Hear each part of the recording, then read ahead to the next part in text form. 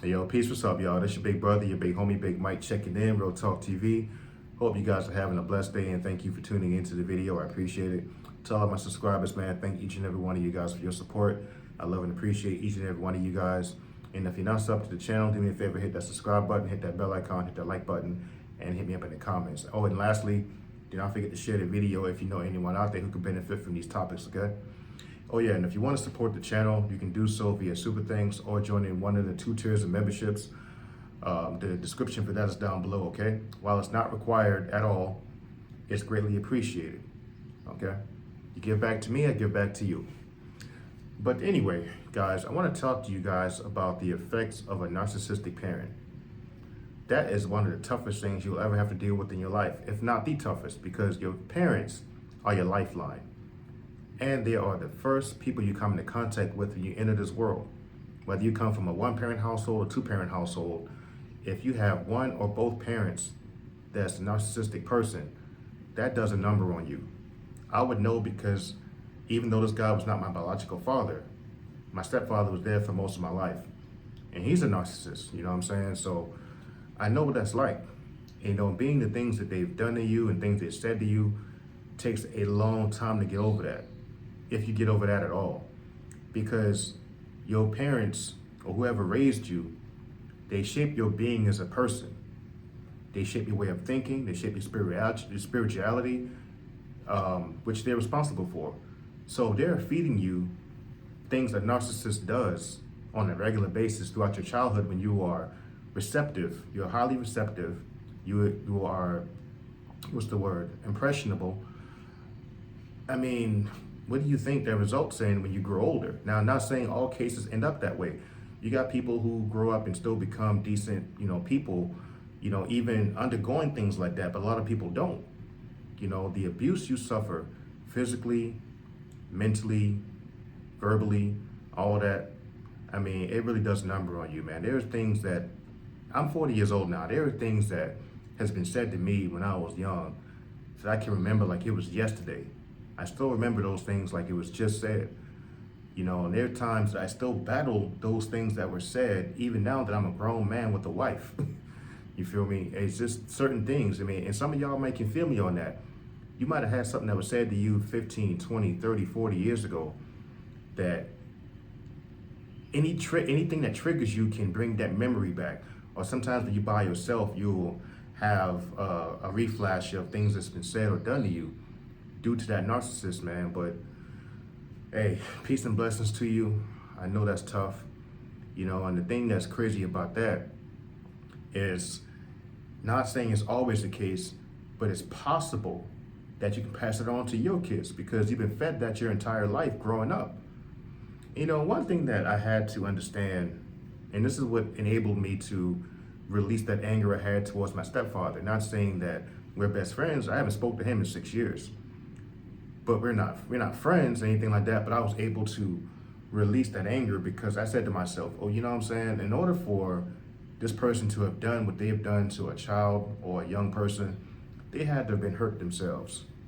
Not saying that it gives them a pass, or I'm not trying to justify what they said or did. I'm not doing any of that. But what I'm saying is you got to understand, hurt people hurt people. Healthy, happy people that don't have that hatred in their heart, that resentment in their heart, they don't go out there hurting other people.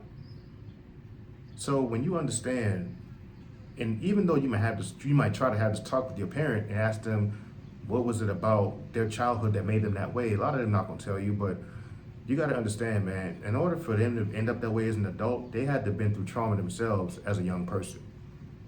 And so when I understood that about my stepfather, I said, okay, that's what enabled me to show him a little bit of mercy and compassion.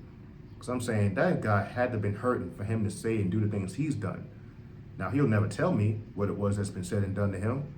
A lot of narcissists aren't emotional. They're not empathetic or anything like that. So a lot of them are not going to share those things with you. They'll keep it to themselves. They'll take it to the grave. But as I got older and I understood people better, I understood this guy had to have been hurt. Again, not giving him a pass. I'm not telling you to give whoever done whatever they done to you or said whatever they said to you a pass either. But in order for them to end up that way, they had to have been through a lot of trauma, man. They had to. You know, all you can do as a person is try to rewrite history in your family and break that family curse. You know what I'm saying? That's all you can really do. You know, what's done is done, but just do your best and pray that you don't make the same mistakes that your parents made and break that generational curse. That's all you can really do. You know what I'm saying? I mean, like I said, I mean, in order for them to say and do those things, they had to have been going through some stuff that you never know about, you know? And once I grew to understanding that, I said, okay, all I know is that I'm not going to make those same mistakes with my family. That's all I can do. And that's all you guys can do. But it hurts, man. It hurts. I mean, it's something you most likely going to battle for a long time or the rest of your life, because those things have been implanted in your brain and your spirit for so many years. And by the grace of God and by the power of God, it can be definitely broken. But that's a lot of work. Now confront, that's a lot of work. That's a constant battle between what you learn about God and spirituality versus what's been implanted in your mind for so long. It takes a long time to break away from that thought process, man. And looking at yourself in a whole new light, because they can have you feeling like you are far less than what you actually are.